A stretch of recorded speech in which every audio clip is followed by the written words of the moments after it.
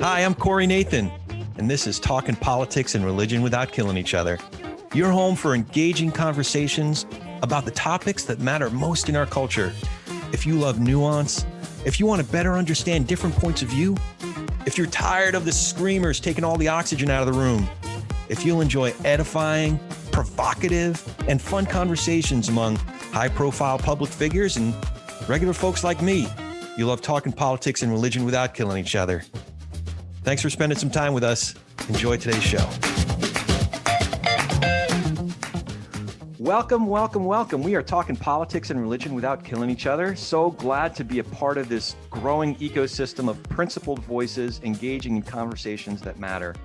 And we don't mind having some fun either. So I am your host and so glad to be joined by a special co-host. TPNR audiences met Emily Matthews, co-host of the What's Next podcast and co-founder of Biden Republicans a couple weeks ago. And we're fortunate to have her first-rate communication skills and commitment to bringing back principles to our politics on our own program today. Emily, nice to see you again. How are you doing? Good to see you. Always good to see you. It's great hanging out with you again. Well, you know, Emily, I was thinking democracy doesn't need a hero. It needs 333 million heroes. It's a good line. That might sound familiar to our guests today. I think I just read a little bit about that today. Well, today we do have two heroes. We're honored to be joined by Erin Dobson and Greg Jenkins, the co-executive directors of the Franklin Project, an organization dedicated to promoting democracy and civility. Civility, kind of, I don't know. I remember that from some time long ago. It's kind of foggy, but no. It's old school. Old school, yeah. Baby. Let's do it. It is. The Franklin Project was started for folks who, just as an example, are unafraid of, quote, unafraid of diversity of opinions, want our elected representatives to work together to get things done. And one of my favorite from your, I was reading your newsletter, want the shrieking, shrill, dangerous extremist voices to quiet down. I was going to say, quiet the hell down. No, so that the rest of us can be heard. What a novel concept. And of course, actually, we just want to send them into timeout. Yeah. Penalty box. We used to talk, David Brooks used to talk about the kids table, but then, exactly. The kids table took over the room and became like, we're like just throwing punches and having a mosh pit in our civil discourse. So when we learned about the Franklin Project, we were just encouraged by not only the clarity of the mission, but how spot on the needs they're addressing are, and also how truly impressive Greg and Erin are personally and professionally. It really is encouraging. I joke in this intro, but just to see true leaders like Greg and Erin emerge who are tackling these problems with such concrete prescriptions. And we'll talk a lot more about that all today. Erin, Greg, it is so awesome of you both to join us. How are you guys doing? We're excited to be here. Thanks for having us. Yeah. Thanks so much for having us. This is going to be fun. You bet. Well, I wanted to start a little bit with your background and how you got to where you are now. Erin, I saw that you went to Baylor. Did you grow up in Texas? I actually grew up in Oklahoma. Oh. So I didn't go far away, but just over the border into Texas to school. Did that break some hearts of some Oklahoma fans and some other Big Ten fans? Or Actually, I'm sure it did. You know the old rivalry. Yeah. My father was a high school football coach, so I lived the football rivalries all my growing up years. Well, Erin, I think is a UGA fan, isn't that right, Erin? Emily is a UGA fan, isn't that right, Emily? That's right. I got excited. I thought someone else here was a UGA fan. No, but that's okay, Emily. Nobody's perfect. War Eagle. Yeah, still burns. Greg, you went to Richmond and then Virginia Commonwealth. Are you from the Commonwealth of Virginia?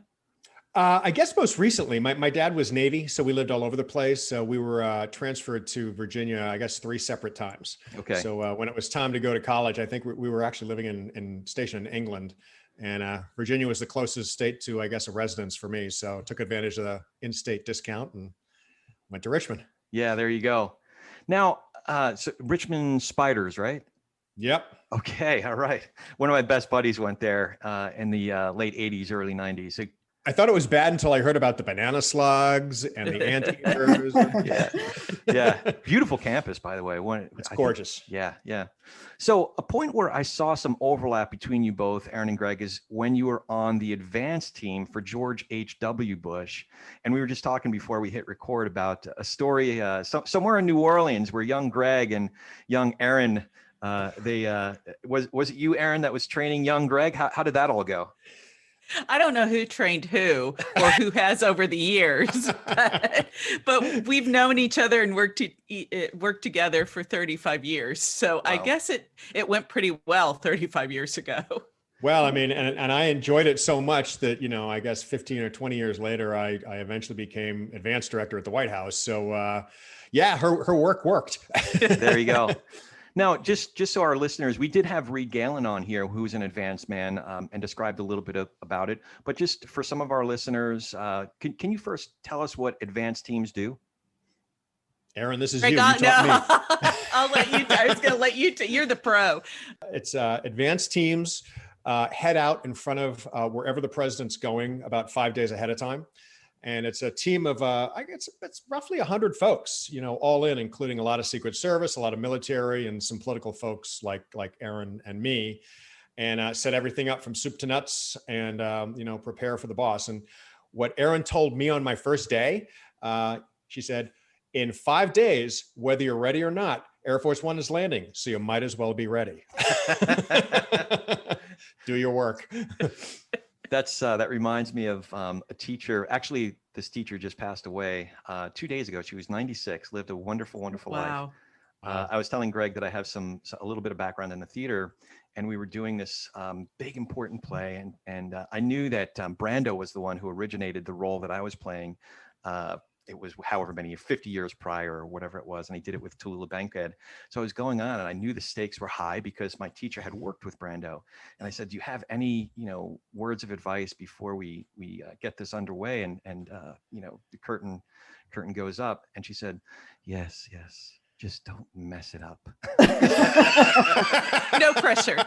Yeah. She used more colorful language than that, actually. But it's funny you say that because the president once told me, all I expect out of your team, this is all you need to do, is to do it 100% right, 100% of the time. That's all. That's it. No pressure. Yeah, right. Not like the world is watching or anything.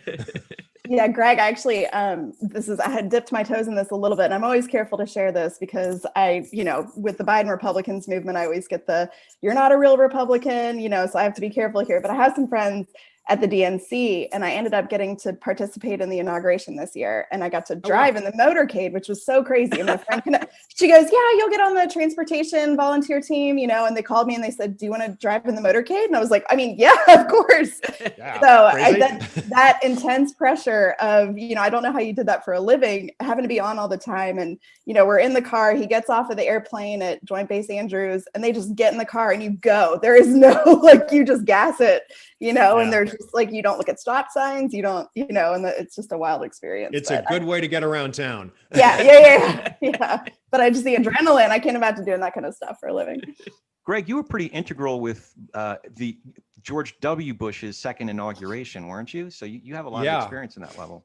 Yeah, it's funny, at the end of the first term, so like in 2004, after the re-election campaign, I went and told my boss, okay, I'm exhausted. I'm done. And most people don't last much more than 18 months because it's such a high pressure environment.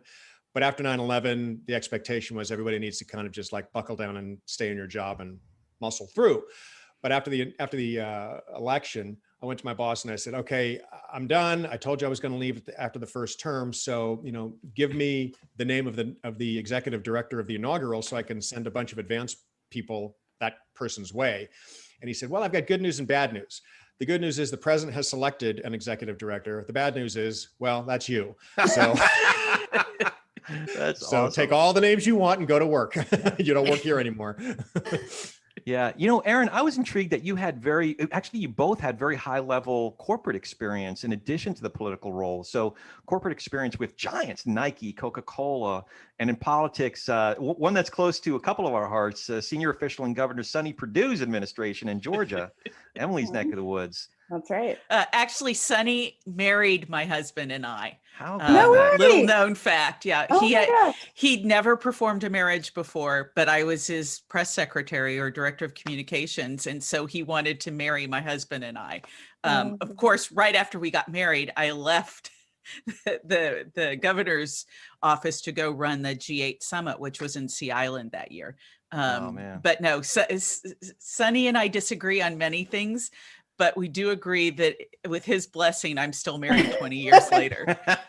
Well, he's apparently a good officiator because it took. It did take. It did take. You know, it's interesting. When I took my first corporate job coming out of politics, that was a time where most corporations said, "Ooh, we don't know what you learn in politics that you could bring to the corporate table to do anything." So the folks at Coca-Cola, who one of them actually came out of politics, she's in Jimmy Carter's White House communications shop. She said, "I know what they do." And so she hired me, my first corporate job out of politics. And I realized then that at that time, most corporations just didn't understand what a talent pool came out of politics, particularly if you've done advance or worked at a higher level in politics, because you're ingrained with the ability to be flexible, to think on your feet, to be able to think outside of a box and not always follow the rules to get stuff done. It's more about getting stuff done, asking forgiveness rather than permission. And that was a time when corporate America was kind of going through this need to reinvent itself, particularly on the communications front. Yeah. Yeah. It's a lot like theatrical marketing in that there's a deadline. You have you know what your IP is, a politician or a movie in the theatrical instance, and you have this deadline. It's going to open on November 3rd. Whether you're ready or not. Whether you're ready or not. Curtain's going up. Yeah. Yeah. Emily could certainly, you could certainly appreciate that. You've been on a few campaigns yourself. Yeah. So how do you go? And this is actually for all of you too, Emily. Like we talked a little bit about this a couple of weeks ago, but how do you go for working for long-standing Republican stalwarts like the Bushes, Bob Dole, Sonny Perdue, to working with Howard Schultz? That's a really good question. We haven't gotten that one before. You know what was interesting about Howard? Howard kind of occupied a space that I'll go ahead and speak for Erin because she'll slap me if I get it wrong, that she and I had both kind of gotten to anyway, which is national politics had become so divisive and so ugly and so mean. It became a zero-sum game of winners and losers. There was no room for compromise. Thoughtful people like Rob Portman and Mitt Romney have no place in the world, which is absurd. And then Howard was toying with the idea of national office, not as a third party, but as sort of an independent, where he would say this frequently, I want to take good ideas that the Republicans have and good ideas that the Democrats have and come up with solutions. And that was very, very appealing to me. I probably for Erin too. So I'll go ahead and let her speak to that, but that's kind of what drew me to the whole Howard world. Okay. I think it's interesting. Howard, having been a CEO, came in with very much a solutions problem-solving mentality and not necessarily caught up in ideology or culture wars or any of the pillars that we've kind of drifted to in politics today. He really saw that there was some systemic, serious problems facing our country, and he just wanted to come up with solutions. So I think for all of us that have moved into kind of this no man's land of political affiliation, is that we're driven by solutions. And part of the problem is we're not demanding solutions from our leaders. And that is our responsibility. We can't just give them a pass. We need to require them to come up with solutions. We actually found that there is appetite where we thought there was appetite for a Howard sort of approach. The group wanted to send Howard on a bus trip to a friendly part of the world, East Coast or the West Coast. And Erin and I were like, actually, no, why don't we put this thing to the test? let's send the man to a red state and see how he does. So we did a 2-day bus tour through Kansas, the whole state from east to west, all the way. And every single place we went, all anybody knew was that, oh yeah, the former CEO of Starbucks is coming to town and don't quite know what to make of him. And Howard spent time listening and asking questions as opposed to lecturing. And ultimately, you know, it was the best decision probably for all that Howard not continue to pursue it, but he exposed a lot of interesting things from our perspective in the country. It's like, the country's not as nuts as, as a lot of people think it is. There's plenty of people out there that are ready for something else, a little civility, a little, hey, why don't you listen to me for a change and do something with what I'm saying? Right, right. So it's very encouraging. Yeah, no, absolutely. I mean, I think it's really interesting how much of our identity can go into our political affiliation. At least that's very much how it was for me growing up. And I wouldn't say that my principles have changed, but, you know, in 2016, I ended up, you know, working on Evan McMullen's campaign. This time around, I ended up starting a group campaigning for Biden, which I never thought would happen. I wouldn't have done that if Bernie was the nominee, but I think the country was so thirsty for that common sense, like I can work across the aisle, which, funny enough, you know, when Biden was running, it was putting him at odds with his party, that he had a history of working with Republicans. And I'm just curious, with your background in that, you know, in a different era, like where do you think we went wrong to where just inside of the party, there was a shift that enabled the power grab from Trump? You know, it's a great question. And I think it is fundamental to where we are seeing ourselves right now. This polarization that is happening, has happened, didn't just start yesterday. It didn't just start with Trump. In fact, Trump just became a face of it. It started a while ago, and it started slowly, and it started kind of insidiously, and it happened before people realized it could happen. I actually worked for Bob Dole when he ran for president. And I remember thinking, because my first job out of college was on the Hill. And I remember thinking that back at that time, you know, the senators or the congressmen would lock themselves in a room until they came out, you know, with a solution to the problem, and everybody had to give a little here and take a little there. It was just how things were approached. And I think as we've seen the fragmentation of community and the fragmentation of structure within our local environments, that has just fed and led to where we find ourselves right now. I mean, and Greg can talk to this, you know, for hours about how the rise of authoritarianism actually happens. And it does happen in this insidious kind of way where it is actually right before you realize what has happened over time. Right. You know, it's almost too easy to say, well, Trump is the problem, or Trumpism, now that Trump is gone, is the problem. Authoritarianism, Trumpism is authoritarianism by another name, as far as we're concerned. Mm-hmm. That is a dynamic that is inflamed by Trump and Trump supporters, but that's not why it came about. Why it came about was way pre-Trump.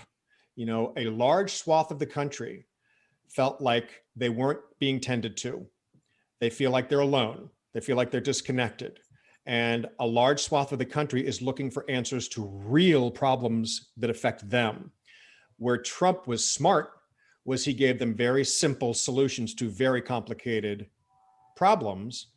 And his solutions have nothing to do with solving the problems. But when you get a nice, clear, crisp answer on one side and a really complicated, very nuanced answer on the other side, and you're hurting, a lot of people say, well, I'm going to go with this guy. And whether it works or not, I mean, I'm going to roll the dice and I'm going to go with this guy. And, you know, it's so there's a problem with the country, not just the people who are spouting Trumpism. So we see the loud voices on the hard right and on the hard left who are dominating the conversation. We're looking in the wrong direction. If we want to solve this situation, we need to start talking to the people who are troubled. and give them a voice and let them know that they're not alone, and that the way to approach your troubles is not screaming talking points past each other. It's literally sitting down, learning, listening, coming up with solutions, and moving forward together. Erin and I like to say that we coined the phrase pre-partisan. whether we did or we didn't, we're taking credit for it. But what we like to tell people is, listen, before you were a Democrat or a Republican, you're an American. All of us, we have that one thing in common. So let's take partisanship off the table just for a little while. And let's talk about something else for a while. Do we have anything in common? What are those things? Do we all basically want the same things out of life? Roughly, right? We want a secure life. We want our children to be educated well. We want to be tended to health-wise. We want to have a secure future. We want to be happy. All of these things are things that were talked about and thought about by the founders. And then once partisanship just like explodes and gets so ugly and it becomes a zero-sum game, all of that stuff gets shunted to the side. And that's kind of where we are right now. Yeah, I like that you guys touched on the kind of the breakdown of the community and the family, because we talked about that on the last podcast I joined Corey, you guys for. I know Ben Sass does a lot of talking about that. Just there's no local politics, there's no local community, so people are looking elsewhere for answers. And I shared this story last time too. I worked for Secretary Rumsfeld in DC, and at the time he was working on the book When the Center Held. And he shares that him and it's about President Ford, they were the friends in Congress before he was the president. And just what a different era it was that they were out there campaigning hard for him in the 76 election, against Carter. They all went to a Georgetown party together with people on the Carter campaign, the night before the election, and, shared drinks. And it's just, can you imagine that in this era? And it's just an interesting devolution of what's brought us here. The last time we saw at the national level hands across the aisles in any meaningful way, maybe the very last time, was George W. Bush and Ted Kennedy getting together for education. Mm-hmm. Before that, it was probably Clinton and Gingrich. And before that, it was Reagan and Tip O'Neill. Mm-hmm. But not much since then. Maybe some glimmers today because the infrastructure bill. Yeah, exactly. Yeah, it's true. Yeah, true. It is true. Yeah, definitely. I don't want to do a touchdown dance on that one while we're still at the 20-yard line, though. Yeah, exactly. There are encouraging signs, though. There was a recent conversation that Chris Steyerwalt had with John. I hope I get the pronunciation of his name right. Podhoretz. John Podhoretz. Thank you. Podhoretz. Had a really great conversation on The Hangover, which is under the Dispatch banner of podcasts. And John had tracked something very similar where folks weren't really engaging anymore. At what point did things like civility go out the window?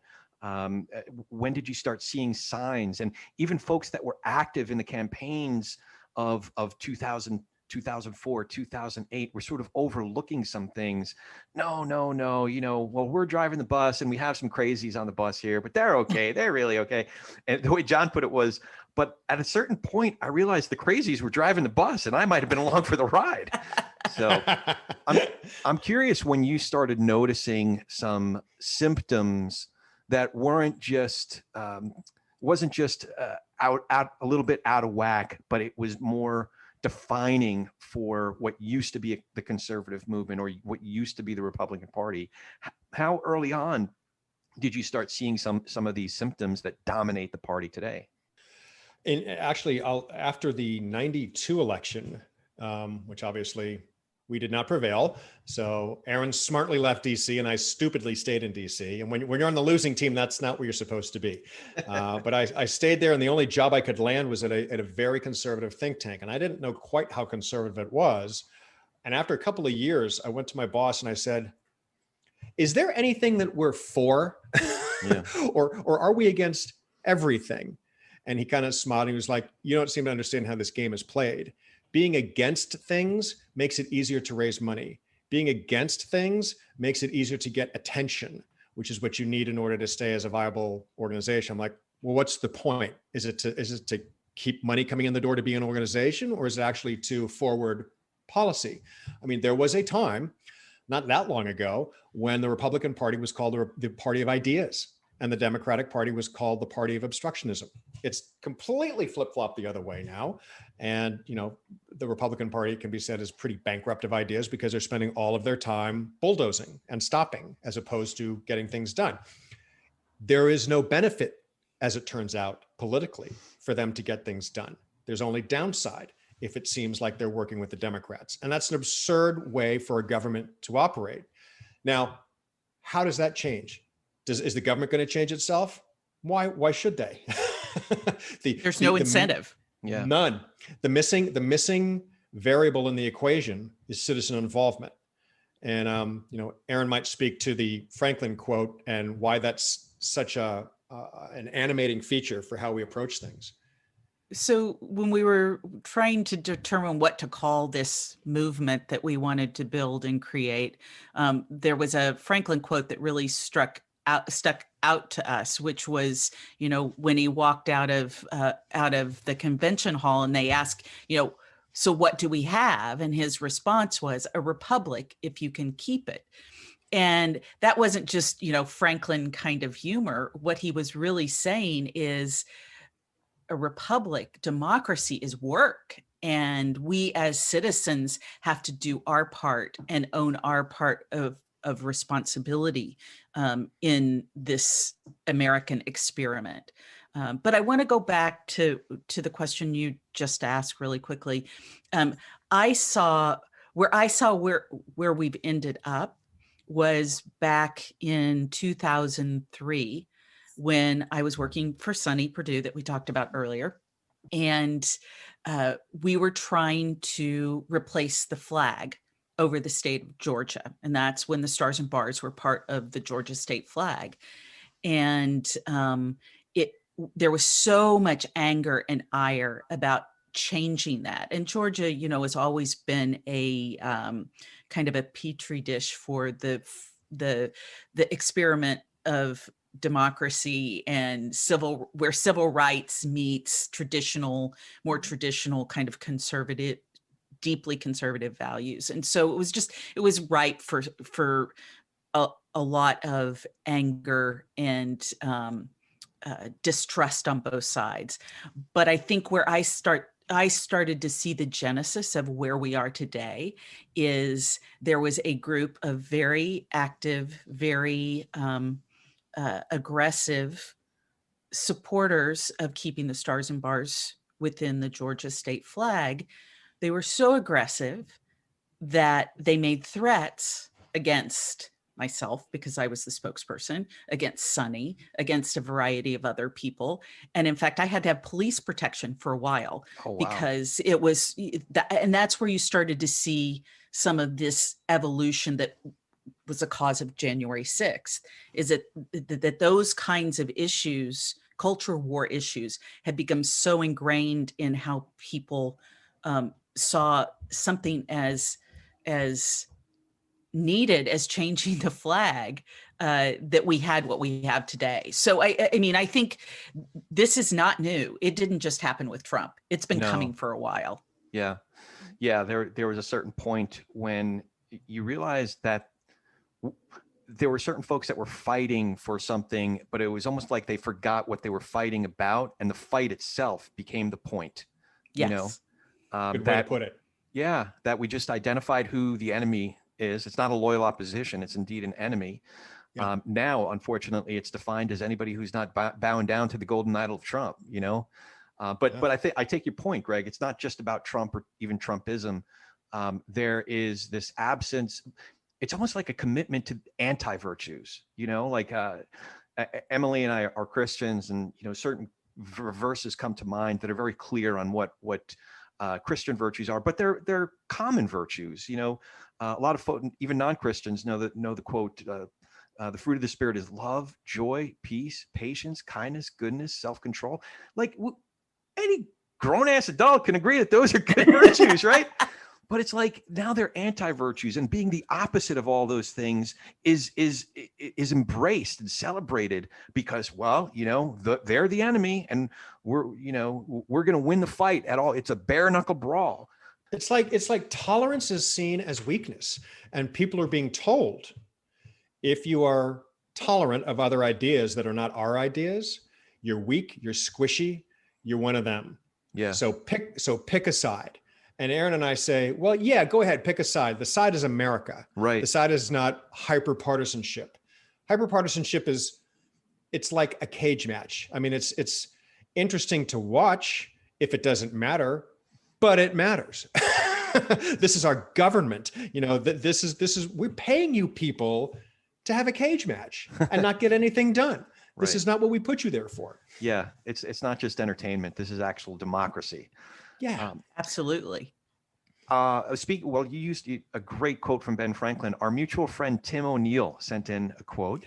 You guys worked and collaborated with Tim when you were launching the Franklin Project. This is from Craig Axford in a Medium article several years ago. It said, "The greatest sin of all in a democracy is losing sight of the fact that the ideas we disagree with, as well as the people holding them, are as critical to social stability as we are." So I thought that was a good way to introduce the Franklin Project a little bit more head on. Can you give us a rundown of what the organization is and the needs that the Franklin Project is addressing? Sure. So, the conversation we've had up to this point, I think to me brings into clear view that it's not hyperbole that our country is at a turning point. We truly are at a turning point. Do we choose autocracy or do we choose democracy? And it's up to us as citizens to make what we think is the right choice and what we were founded on.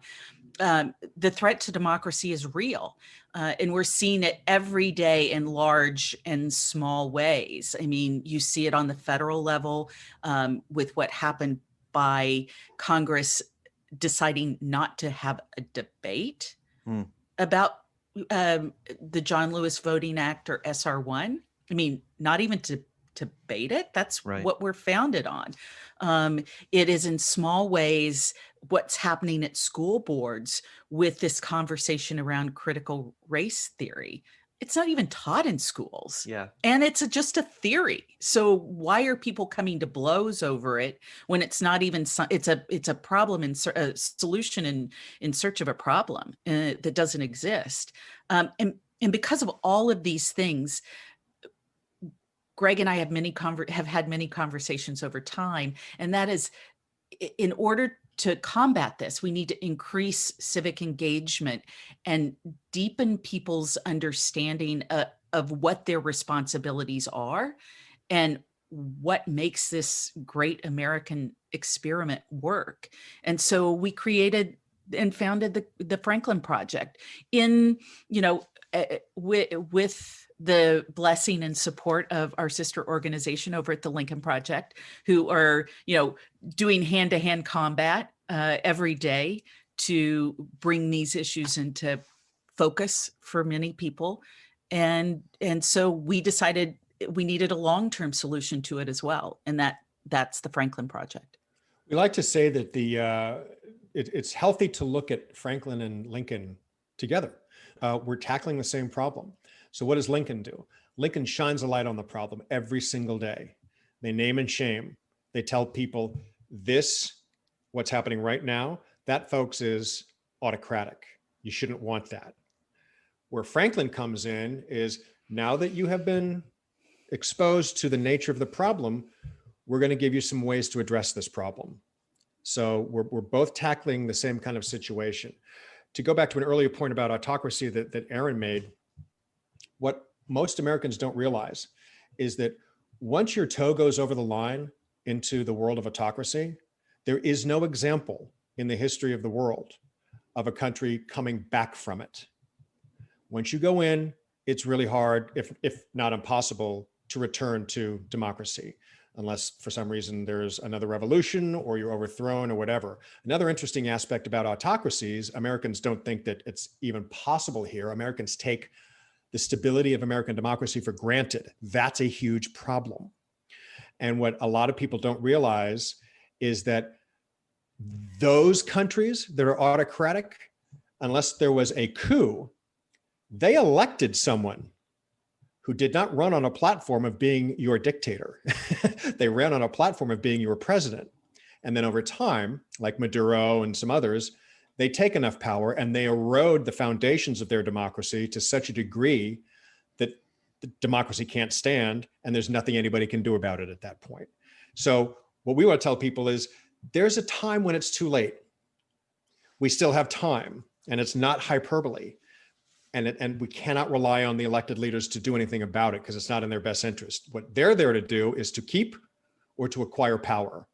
That unfortunately is the job that they've made for themselves. The only thing left is for citizens to get a little bit more involved and say, you know what, that's enough. This is not what we're paying you to do. This is not what we want. Stop it. But before people can get to that point, they have to recognize it. They have to see the threat. They have to understand the nature of the threat. And to Erin's point, they need to know what to be able to do once they see the threat. So it's not going to be an easy path, but that's the path we're on. Yeah, that's good. I mean, like you said, you kind of answered my next question, which was going to be about how you kind of distinguish yourself from Lincoln Project. You did a good job of kind of articulating that. I know Lincoln Project has gotten a little bit, and I have friends over there. I love what they're doing, but they've gotten some bad press around their messaging or even just their, their tone, and whether it's as civil as, what you guys are doing. And I just kind of, how are you distinguishing yourself there? Is the plan to kind of create grassroots involvement, like with the pledge, and have people get involved in local chapters and do more of that action item stuff? Or, we are two separate organizations that share a common goal, which is to fight autocracy and to raise up democracy. And for us, our goal is to increase civil and civic engagement. And so our tone and mission is complementary, but different to what the Lincoln Project is. And, we cheer those guys on every day, just like they cheer on our work every day, because it's both paths are necessary in order for us to shine a light on what the problem and the solution is. We're focused on a solution that entails that citizens are the solution, and holding our leaders accountable is the solution. And that's where we spend our focus. And that most likely takes a lot longer runway to educate and reinvigorate and re-energize people to take back their democracy. Yeah, I mean, I think there's a time for tearing down and a time for building up. So I think it takes all members of the team and the movement that we've, everyone kind of has been in that corner. Are you guys going to get involved, do you think, in the 2022, the midterms or the presidential in 24? We're a 501c4. So by definition, we are nonpartisan. Well, what we can do and what we're going to do. So hopefully if we're able to get people to have a better recognition of what an autocratic thing is, an autocratic proposal, an autocratic bill, an autocratic person, then they won't need us to tell them what to do. At that point, and in 2022, they'll be like, oh, well, that's not what I'm interested in as it stands now. And also, the more people are involved earlier, the better chances are that what the candidates that the two parties put up are more reflective of the constituency rather than sort of an extreme binary choice, which is largely the case now. Yeah. I mean, Erin and I have done, between the two of us, 8 or 10 presidential campaigns. And the fact of the matter is, and everybody knows this, is that candidates are chosen by the party activists. Well, where are the citizen activists? So if you get party activists who are most of them are they're very authentic with their ideology. It's just that there are no other voices in the room. So you get hardcore one side, hardcore the other side. This is what we're putting up. That's what we're putting up. Okay, now everybody else, go ahead and pick from those two. But if people were involved a little bit earlier, they can say, that's really not what we're thinking here. So let's have a different conversation and maybe come up with different sort of options for us on election day. If you look at it, it's dismaying. But the people that we put into power, let's say at the federal level, how often do they engage with you? How often do they really give a damn what you think? Every 6 years, every 4 years, every 2 years. That's it. They've all got, Erin worked on the Hill. I didn't, thankfully, I think. Yeah. But they've all got constituent offices, right, Erin? And so they give lip service, when a constituent calls and says they want this, that, or the other thing, but actually they're not interested in having a meaningful dialogue with their constituents once they get into office. Once they're in office, their job is to stay in office, not to get more nuanced thinking and certainly not to compromise. I think Zoom was the doom of actual town halls. Not that a ton of Congress members were doing real town halls, but I've noticed that communications directors are now able to orchestrate those town halls a heck of a lot more easily. So to your point, Greg, those real interactions and facing real tough questions just isn't happening. There are form letter responses to any number of issues that don't really address individuals' real concerns. You bring up a really, really good example that Erin and I talk about frequently. Let's say we're in the post-pandemic world and congressmen do go back and do weekly district meetings. If Erin and I do our job, more people are starting to go to those meetings. Not just attend, but when they ask a question and Senator so-and-so or Congressman so-and-so gives their perfectly packaged, soundbitey response to a complicated question, what happens now is the constituent says, thank you, and sits down. What we want to have happen is the constituents say, okay, that's an interesting answer. What doesn't get paid for? Where's this money coming from? Yeah. What doesn't get done if that's what you want to do? What about this? And by the way, can you argue the pros and cons of what you just said? Or are you just going to give me your side of the, so if we make people a little bit more empowered, you're going to put pressure on the people that are making the decisions. There also demand that there's a return to in-person town halls. I mean, for too long, we have abdicated our responsibility to require the people we're paying to actually perform their jobs. So it's incumbent upon us to say, no, I don't want a Zoom town hall. I want you to come to the local library or the local synagogue, and we're going to have this meeting face to face. And I'm going to ask my questions of you face to face. I mean, we have to take back our power in this civics experiment that we have going.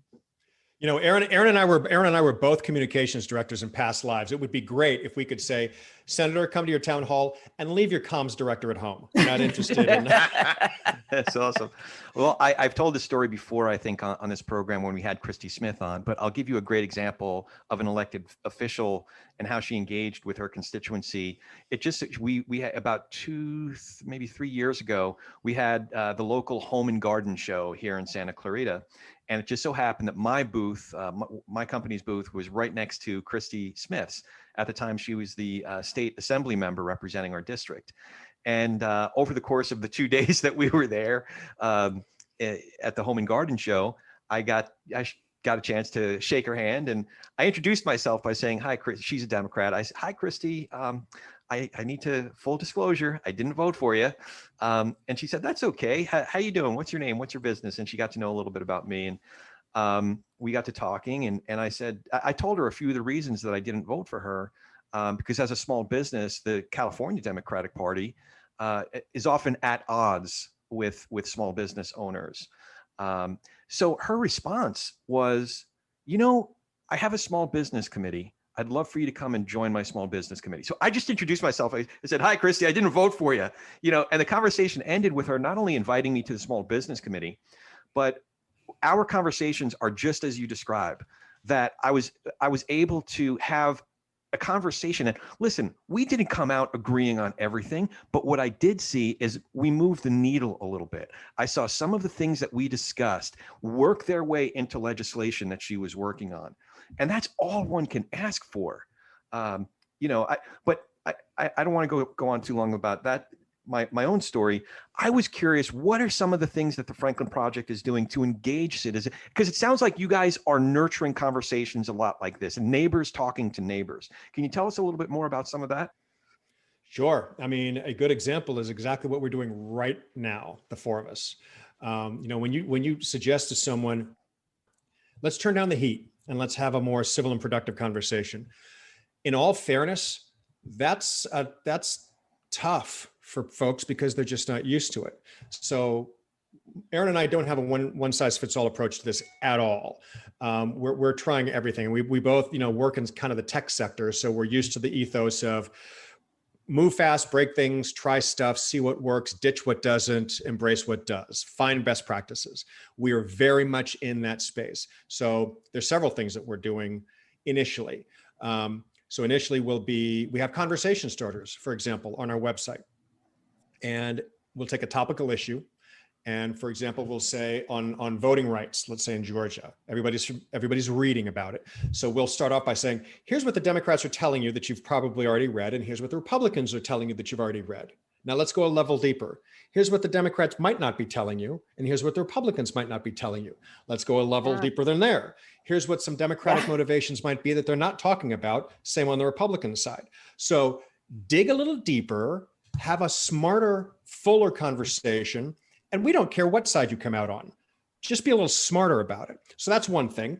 Another thing is if Franklin does its job right, it's going to be a lot less from Franklin out to the people and a lot more from the people to the people.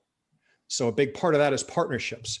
When we expose people to partners in this pro-democracy space that are also doing good work, that sort of telegraphs to people out there, oh, it's more than just Franklin. There's lots of people out there, and Franklin is highlighting some of their great work. We're not pretending to know everything in the world. That's ridiculous. And there's plenty of good work out there. So why not take some of it, amplify their work? They can amplify our work. The more people become exposed to the fact that it's actually okay to have a conversation and say, I firmly believe this, but I concede this point. You actually made a really good point, without feeling like a fraud or a traitor. Which is what people feel like. It's absurd. And, there's lots of other things that we're doing. Maybe Erin, there's a few that I'm. Yeah, I think just to start from the very beginning, the first thing we're asking people to do is take our democracy pledge and join our democracy corps.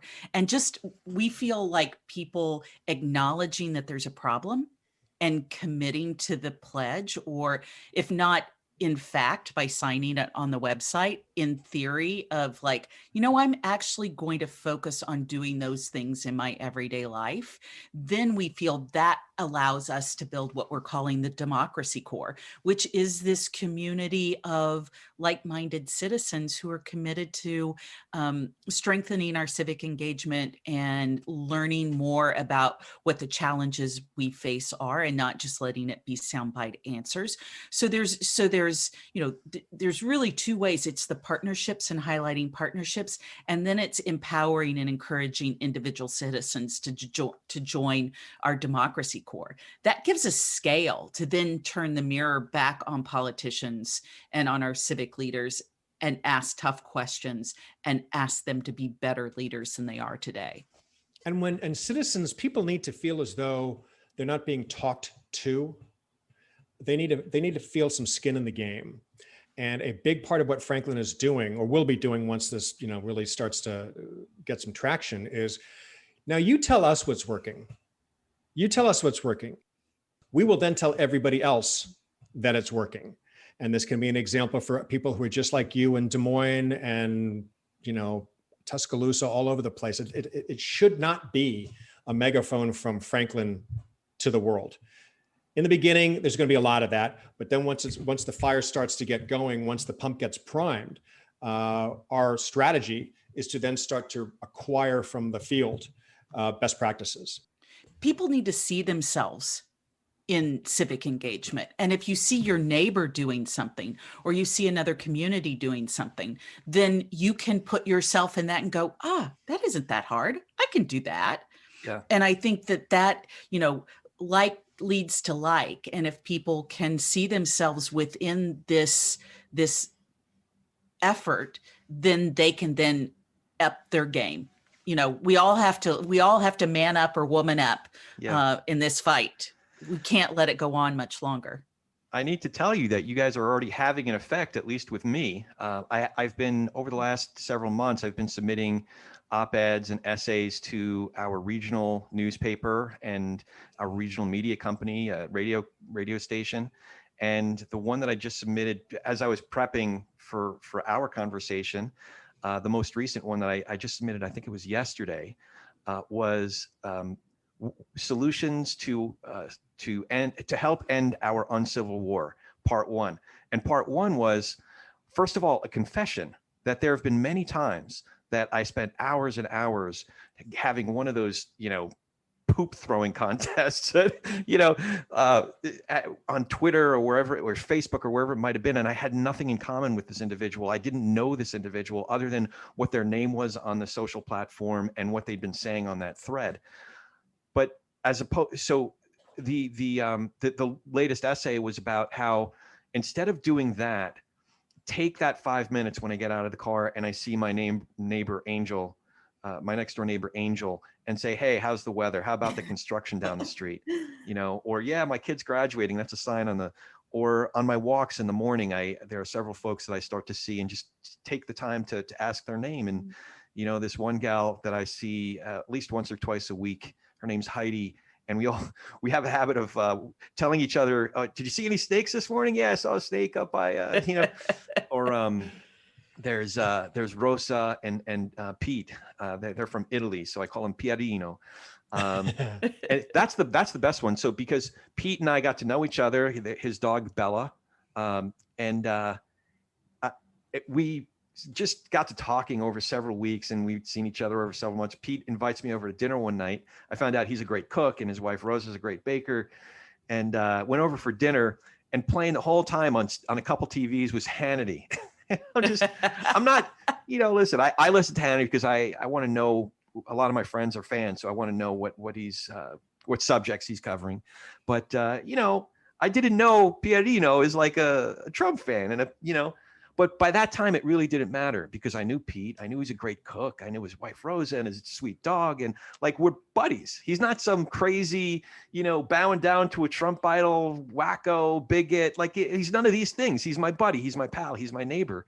So that I reflected on that largely because of what I'd been studying up on the Franklin Project, and I realized, this is more the right direction rather than the social rhetorical wars and the bomb throwing contests there. So, Corey, you are hitting on such an important thing that Erin and I have been talking a lot about recently, which is community, and the important dynamics of solid community, which lends itself to people being able to insist on better from themselves, from their friends, from their community, and ultimately from their leaders. And in America, community has now turned into MAGA is one community, hard left is another community, Republican. I mean, it's as opposed to, is there another community that we can talk about that we all have maybe a little bit more in common with? And it's, yes, we're Americans, and we have some fundamental values in common. Let's dwell in that land for a little while. And Erin and I, one of the folks in the early days was asking, how are we going to be able to judge your metrics of success? And we're like, okay, unlike a lot of folks who are going to feed you a line about we're going to change the world, a lot of what we're going to be doing is baby steps, which will start to build a momentum. I'm so glad you mentioned that your local newspaper in Santa Clarita, we on purpose are not all that interested in talking to the New York Times or the Washington Post. We want to go to where people are consuming their information and what influences people in local communities. Erin talks beautifully about the community she grew up in, not the physical community, but the aspects of community. And we have two different kinds of community. Hers was rural and mine was military background. And there are very different worlds, but very, very similar aspects of what makes those communities so powerful and so meaningful. And so much of that is gone. I'm not going to speak to Erin's experience, but mine was, every 18 months we'd be transferred to a new place and you were presented with, here is your new community. And none of you know each other and you're all going to be gone another 18 months. Make the best of it. For my whole growing up life, that's what life was like. So what did you have to cling on to? You're all in this one fenced in area in this Navy base. And when the ship goes to sea and all the dads, at the time it was just dads, when all the dads are gone, it's just the wives and the kids. And build a support system, make it happen because it matters. If someone's in trouble, help them. If someone's running out of money, feed them. You just do it. And there's so many great skin in the game things that emerge from that that turns community into a force?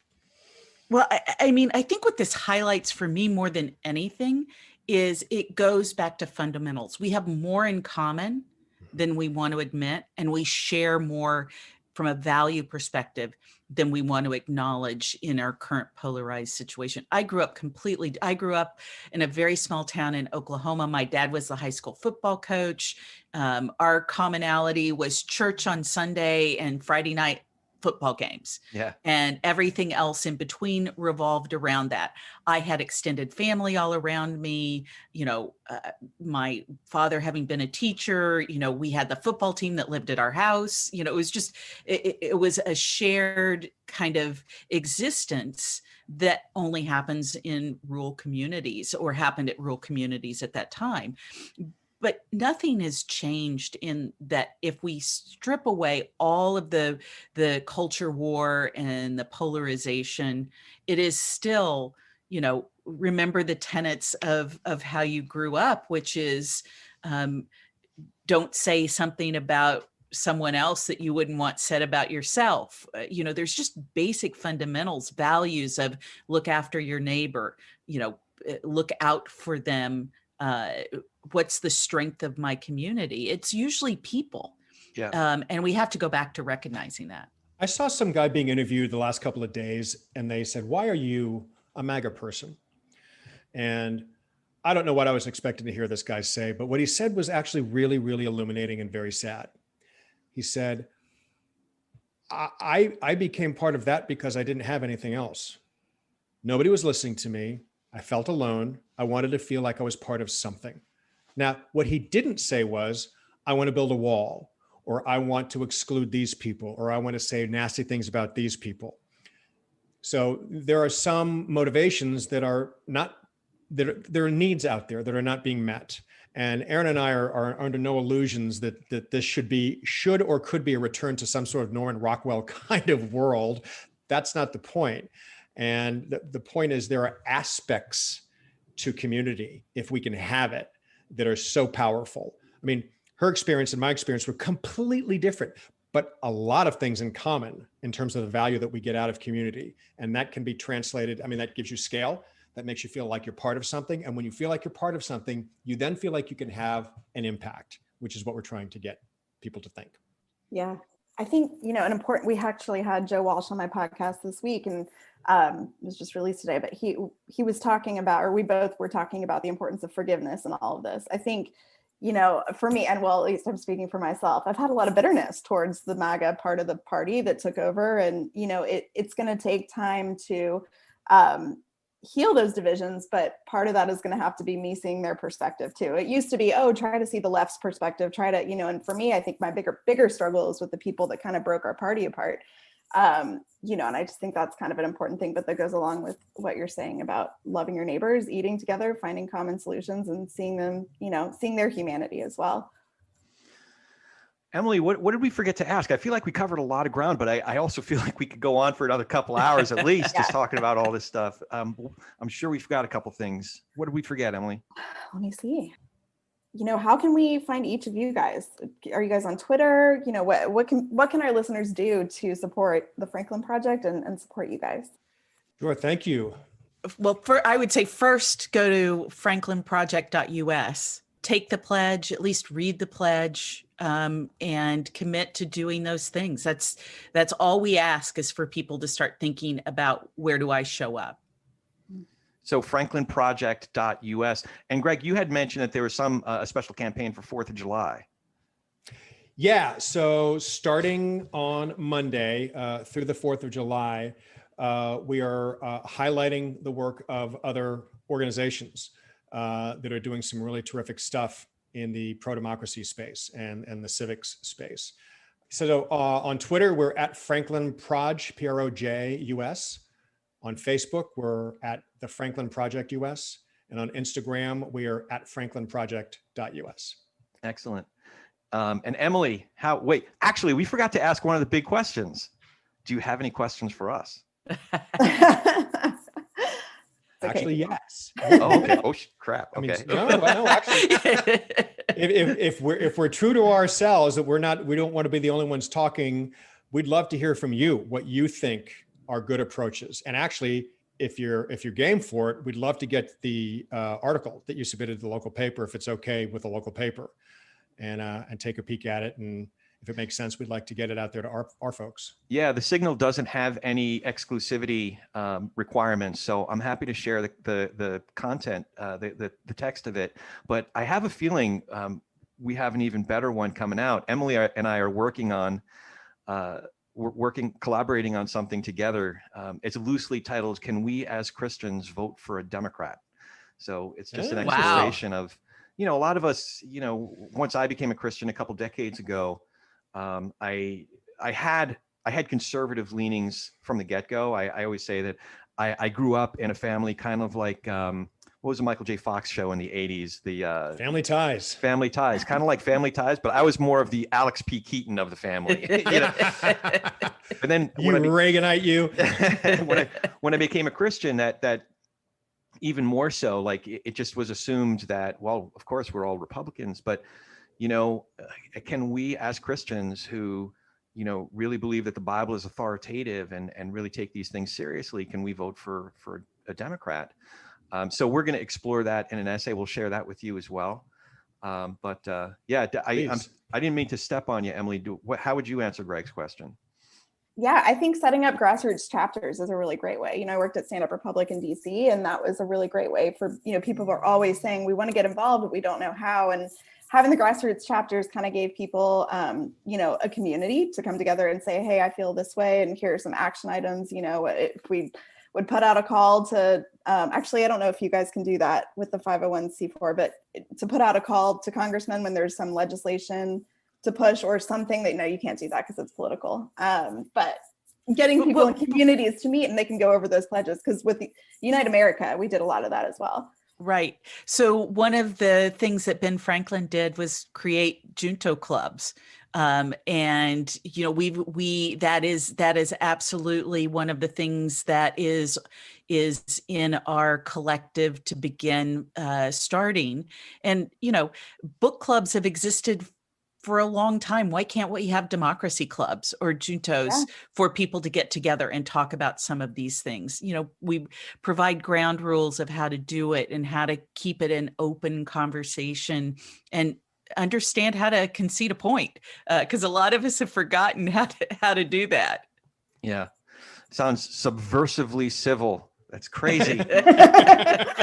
We're all about subversive civility. I love it. I love it. I like that. That's the first round of bumper stickers. Exactly. Erin, did you have any questions for us? I'm curious because of the direction of your podcast.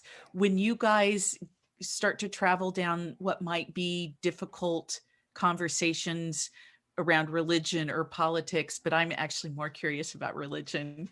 How do you keep it civil? I mean, how do you make sure that people understand you really want to hear what they have to say? Yeah, that's actually a question for Corey. I'm actually just guest hosting today, but I have my own pod, What's Next, which goes into the different strategies for kind of reclaiming a healthy GOP. But it's been fun to join.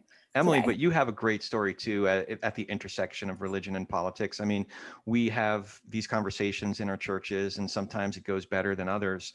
But this, in a way, this conversation started about 20-something years ago when I first became a Christian. I grew up in a very observantly Jewish household. We went to an Orthodox synagogue. We weren't just these once-a-year Jews that showed up for Yom Kippur and Rosh Hashanah. We kept kosher and Shabbos and the whole Ganze Megillah, as they say.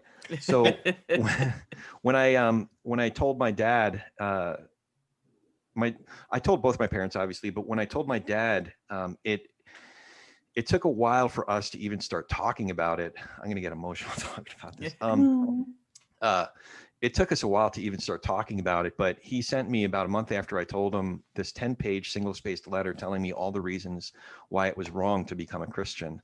And he came at it from social, filial obligation, political, historical, emotional, just so many different angles. And what it did was it sparked a conversation, because I began to answer him paragraph by paragraph.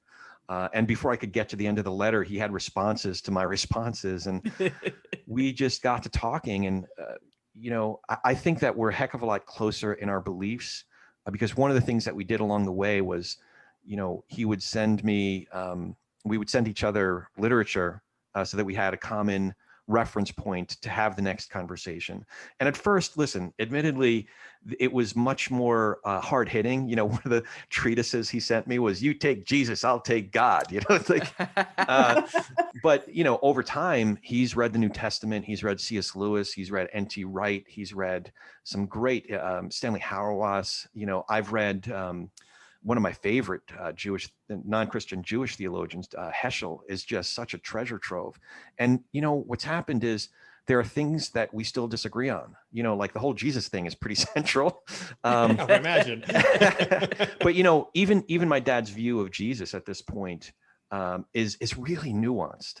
He doesn't think that he was the Messiah, but he thinks he was a Messiah candidate. And he thinks that he was a prophet in the spirit of Isaiah and Jeremiah. Like, he has such nuanced views, as do I, about, I think that I might have been more fundamentalist in my views if it wasn't for my conversations with my dad. And I think that's a good thing. I can still be an evangelical without being a fundamentalist. So anyway, that's kind of a longer answer to your question, but that is really great training to have those hard conversations. But if we're committed, okay, this is the short answer to your question. My father actually had it. He said at a certain point, he realized he was more committed to the relationship than he was to being right about a certain point, even something as That's important. amazing. Yeah, that's good. That's great. Even something as important as me being a Christian or not. So that's the short amazing. answer.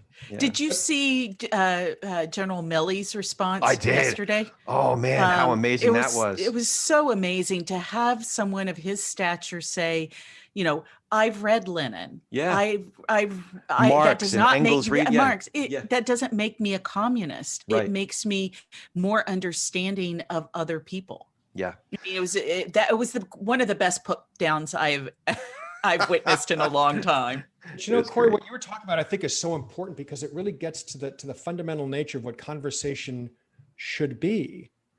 Is it lecturing past each other, or is it listening to each other and doing a little bit of learning?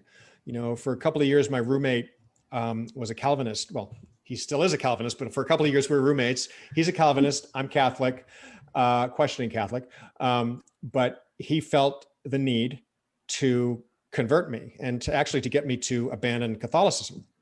And it would start off as on the surface, it would start off as very civil conversations, but very, very quickly it would get to him telling me his view of what was right and wrong and what was wrong with my thinking. And at some point very early on, I said, I don't think you're listening to me. Do you even need me in the room? and he admitted it. And I admitted, I was kind of doing the same thing back to him, and it was unproductive and silly. And all it does is, inject venom into the relationship. And so we both decided, okay, when we talk about this kind of thing, we have to do it from a different approach, or we're never going to talk about it again.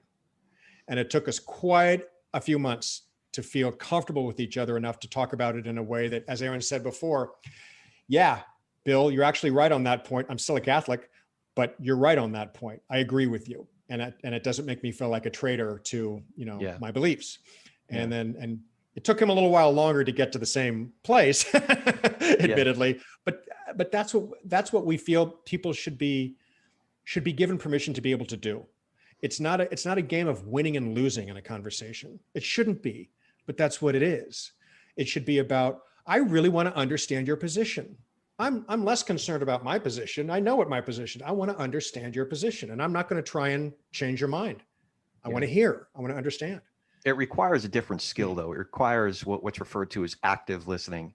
Yeah. So instead of listening and looking for these hooks, so that you can then toss your talking points at, or mischaracterize and misinterpret and generalize and villainize, that you can listen well enough to understand and understand well enough to reflect back to that person what you think they're saying.